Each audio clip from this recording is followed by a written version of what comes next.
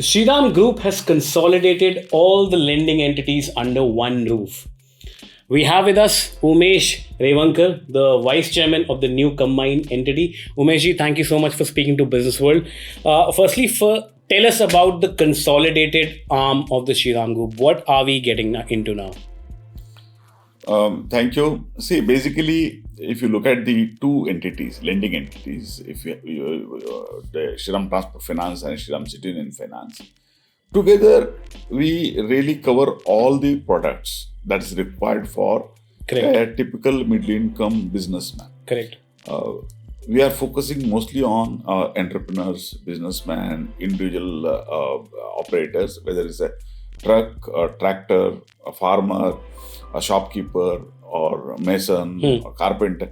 This kind of a category who generate income for making their living by using assets. Our truck operators, they use vehicle as an asset to earn their living. Correct. And the two-wheeler, even the two-wheeler purchases, most of the purchases are done through Shriram City Union. It is done for their livelihood. They may be traveling to some work. So it becomes part of their necessity. And the cash flow generated out of the business is repaid. So they use any asset what they buy. Even if they take gold loan, it is for a temporary working capital requirement of the business they use. So most of them are entrepreneur businessmen. And we kept it to different companies because traditionally we started as a truck financing company because we felt 40 years back that a truck is a most essential part to move the goods from a manufacturer to the consumer, from farmer to the consumer. So it keeps earning and it is a earning proposition. So we stuck to truck, then expanded to various other asset classes. Correct. As the economy grew. Economy grew, the passenger vehicle, agricultural equipment, construction equipment. That is in one side. That is under Shriram Transport Finance Company. We were basically lending to earning assets which are moving. Correct. And which can be registered in as per the Motor Vehicle Act so that we have control on the asset. The Shriram City Union Finance, we started much later. In around 2001, 2002, we started when the consumer products got demand. So we started initially with consumer durables, but we moved to two-wheelers, gold loan, and SME financing. SME is something which we came little later because only when we understood what for the people take loan for, when we understood that they have a business behind it, then we started financing SME also. So together we encompass all the product range that is required by a typical middle income group businessman. So we thought it is better to bring it together because then we can actually cross-sell the products of each company. Now imagine we have 1,825 branches. Shriram City Union has 970 branches. We were not selling other companies' product till now. This is the largest retail NBFC in India by size, ladies and gentlemen. Umeshji, it comes at a time, when consumer sentiment is reviving just after COVID. And one of the biggest challenges, not only for the government, but all the sectors, you pick auto, you pick retail, has been slow demand. And again, a lack of availability of credit has been one of the few challenges. With your step, it looks like you're betting impeccably strongly on the lending business, on the credit business. What drives your confidence? See, if you look at, there was a slowdown in economy by late 2018 and 19. Then COVID came in. Therefore, most of the capacity which was built earlier, that was never fully utilized. And therefore, there was excess capacity in the system for manufacturing, consumption, everything. But post-COVID, now I feel the economy is reviving. There are many reasons for that. One, government spent on projects, infrastructure are quite strong. And that generates a lot of employment and a lot of activity. Then the FMCG demand is quite good. A day-to-day requirement of the people and online players, e-commerce players like Amazon, Tata Click, or the big baskets. All these things have created a big demand for movement of the goods. Correct. So what last mile reach, last mile delivery, that is creating a fresh demand. This was not there 2 years back. So there's a fresh demand. And the third one is agricultural output has been continuously increasing. Even during the COVID, even when there was economy was in a negative growth, the agriculture economy grew. So that means always a CAGR growth of 3 to 4% in last 3 to 4 years in agri. That is again creating a demand, because agri means large output and large movement. Grains, vegetable, whatever it is. It requires a lot of vehicles and a lot of activities, warehouses, and the traders, businessmen, everybody gets involved in that rice mill. So that has created demand. One thing was missing was demand for white goods or discretionary spending. That was missing till maybe a month or 2 months back. Sure. And last 1 month we have seen huge discretionary spend. Almost every town in India, I understand, there were huge social functions like marriages and other functions, and that created a lot of discretionary demand. And suddenly you found that smile on shopkeeper's face, which was missing for last 2-3 years. That means a lot of goods are being consumed. See, discretionary spending is something you're taking money out of your savings, and that's a fresh demand. What you require for day-to-day is FMCG or food, other things. Where do you see the maximum demand coming from, Umeshji? Is it will it be commercial vehicle financing, two-wheeler financing, gold loan? Which will be the area where you will see maximum resurgence of demand in the coming years? I feel demand will come everywhere. So imagine you just take when I talk about discretionary spending, wedding-related cloths, textile. Now, the people who are involved in this special kind of requirement for the wedding cloth, it is not normal cloth. Where you require a designer, where you require a different kind of stitching or patterns, all those things. That means what? More people are getting employed, more demand is coming for those items which was not normally in the demand, and demand for the white goods, because people would like to gift and buy. So new houses, there is good demand for buying new houses also in the last 6 months. Correct. I feel all these are creating economic activity. So demand will be not only for moving the goods, demand will be from SME also. Somebody is manufacturing something, a special item, a small scale. That also gets demanded. So you're confident in the so-called V-shaped recovery of the economy, which has been a bet by major economists of the country. Now, NBFC has been a good business for you. Are you also looking to get into the banking business going forward? As of now, we are focused on NBFC. Being in NBFC has an advantage of being quick-footed. We can reach, we can deliver, and we also can service the way we want.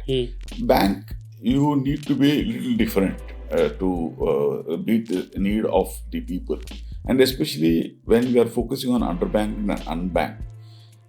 That itself says, when I say, that means where bank cannot reach, we are able to reach, or we are delivering. So I don't have intention to get into a banking and then lend to a unbanked, which may not be a immediate goal. But we are not ruling out anything now. Right now, it is not in our idea or radar. Okay. And is there a specific area of focus, like you're more focused towards tier 2, semi-urban and urban, because you mentioned infrastructure projects. So is the focus of Shriram Finance, which in itself is the largest retail NBFC, and maximum amount of demand for credit is coming from small towns. So is that the key area of your focus? Yes, we have always been focusing in semi-urban and rural market. Metro, no. Tier 1, yes, to some extent. But always preference has been a semi-urban and rural market, because that's where the credit, it is a credit-starved economy by and large. And most of the small entrepreneurs, they stay in these locations. Correct. Now, Umesh, in 2017, there was a failed merger attempt with IDFC, and there were conversations going about Ajay P. Ramal's exit and TPG Group's exit. As a group, what was going on in your mind, and was consolidation on your mind over the past 3-4 years? I mean, how did you plan, assess the risks coming, and then COVID? So, what was going on in your mind as one of the senior members of the board team? See, the merger was something which we have been debating for nearly 3 years. The IDFC is totally a different issue. We felt that one of the company, Shriram City Union, is a purely retail small ticket loan company that can get merged into IDFC Bank. Okay. And the Shriram Transport Finance was supposed to be independent. That was the idea. Then that did not work out due to certain reason. And the other option we had even at that time was merging Shriram Transport and Shriram City Union and making it a retail finance, total retail finance company. And we did not pursue immediately because we wanted to be sure that it benefits everyone. See, anything we do should benefit. One is, first is shareholders. It should benefit the lender or it should benefit the employees, it should benefit the customer. But in this, what is most critical is benefiting customer. Whether customer is better serviced and if whether he is more satisfied, whether he gets all product at one place, whether my productivity increases.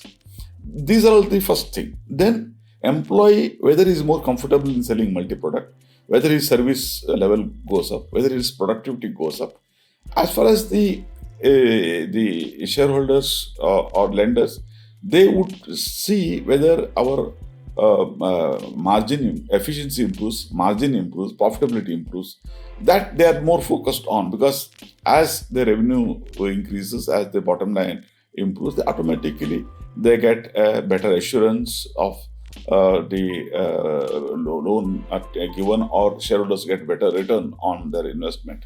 That's how it spans. So we were looking at each of this, but the primary focus was on customer. Today, over the last 3 years of debate or discussion internally, we realized that what we feel, multi-product and delivery of these products to the customer can be achieved because there is an improvement in our technology.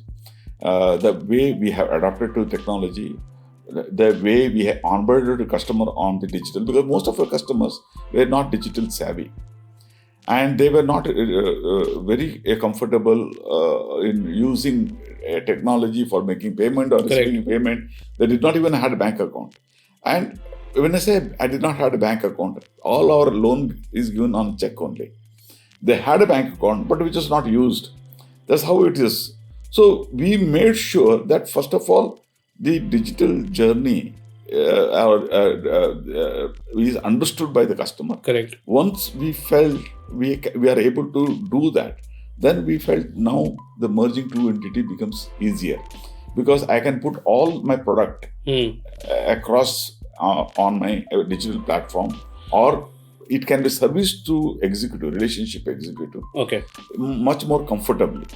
Because giving multi-product is easy, but servicing multi-product is difficult. I'm glad you mentioned that. Now, going forward, you have been a veteran in this space. Going forward, there has been inundation of lending apps. Okay. UPI has come in the last, and the ecosystem has matured in the last 2 years. There are apps which promise youngsters that pay now and pay our bills later. I don't even remember the names of the few of them. Now, going forward, the space is inundated with very micro, small financing to largest of the retail financiers. How do you see the space evolving? That's one. And what are the key challenges in this space going forward? And thirdly, how is your focus from a digital perspective changed? Basically, when I looked at a customer, our customers, a typically underbanked or unbanked customer, he did not have a formal financial inclusion. He had a bank account, but when I say formal financial inclusion, he would procure goods in cash, sell in cash, and repay in cash. My trucker would take a goods, take the advance, reach a place, whatever bill he has, he will discount it and take the cash. When he comes with the cash, why should he go back to bank and give the check to us? He would prefer to give the cash to us. So, moment something is converted into cash, then it remains in cash. It doesn't go back to bank and gets converted into digital. So that's one of the reason digital did not reach many of the customers, or banks could not reach many of the customers. So we need to really handhold them. Handholding is very important. Today, most of our customers are able to make a digital transaction, not because they know how to make transaction. It is because we train them, we teach them, we ask them to make small transaction, and also give a confidence to them that they can make. So this requires a lot of handholding and helping. So today we are confident that we can migrate most of our customer into digital transaction. Then only we felt that we should now invest on digital. Till now, we did not really invest heavily on digital because technology keeps changing. So are you looking for a unified app? We are looking for a unified app. It will be called Shriram 1, and it will be a super app where the customer can get all kind of services, including his utility payment and other services. It's not that only product related service. He should feel comfortable being there and use it for all his personal need also. So we have gone to that extent. So that journey, the customer's journey, where trail is also there, where he need not remember, keep an account, that helps customer very much. So we are now confident that merging gives a large database. Because what is important in a digital journey? If at all you want to understand customer need, customize a product, or create a need for the customer. Customer may require, but he may not know the need. But we need to understand it by analytics. So when you have big data, large database, then you can spend on analytics and create that, understand that. Otherwise, with the small sample, you don't understand things. Correct. So in the merged entity, we have around 2 crore customers database. That's very important. And as a 2 separate entity, we cannot exchange data because there are 2 separate shareholders. And RBI also do not appreciate sharing database. Are you confident of the shareholder approval? We need to reach out to most of the shareholders. We are quite confident that we would be able to convey why we have done, rationale behind it. Because the swap ratio arrived is not as per our wish to merge or acquire the company. It is as per the independent valuers calculation, depending upon what is market practice is. So we are confident that shareholders will appreciate the same, and we would be engaging with them. We have another 6 to 7 months before going for the shareholders voting. And we have enough time to reach out to most of our minority shareholders. And we are quite confident that it will come through. Sure. Now, last question, Umeshji. Of lately, RBI has also very clearly defined that there needs to be separate financing made available for the EV segment, to ease the demand, to get easy credit. Now, a lot of large corporations are also entering into commercial EV trucks. There's a possibility. Now, is there a special provision because you are heavily into transport loans as well? So, is there a special place for EVs, commercial EVs going forward? I mean, that is one question which a lot of people wanted me to ask you. Definitely, yes. See, we are looking at EV seriously. And we know automatically, it will go in phases. It will not happen. Now, the first thing that is going to happen is a two-wheeler. There will be more, at least 50% of the two-wheeler will be electric vehicle in 2 years. Around 30% of the vehicle in 3-wheelers. Maybe another 20% in 4-wheeler, or maybe a little less. We have a 30% target till 2030. Yeah, I think we are going to reach there. Okay. At that time, my portfolio also would be automatically 30% in EV. Okay. Or maybe a little more. We are focusing on these changes and trying to understand. But if you look at commercial vehicle, what's happening today is people are now moving into CNG. See, every change happens gradually.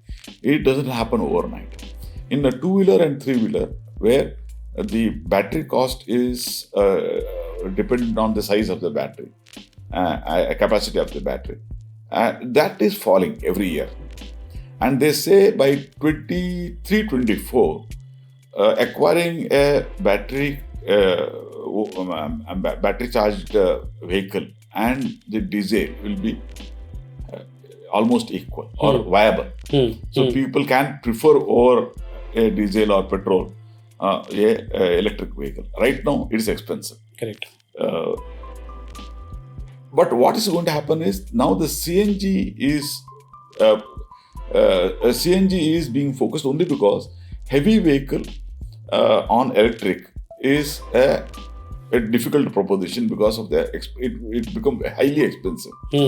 It's as good as maybe 4 times expensive than the normal diesel vehicle. So it's unviable. So people are likely to move to CNG because CNG today is available. CNG cost is 65 per kg, whereas diesel is around 100 per liter.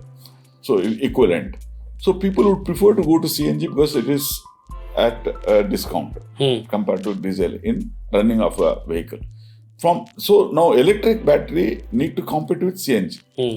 So that will take further time, maybe another 4-5 years. So your priorities will depend on the market as the market evolves. That's what you're trying to tell. There won't be some upfront loan offerings from your end. Okay. Umesh ji, thank you so much for talking to Business World. This was indeed a pleasure. Thank you so much. Thank you very much.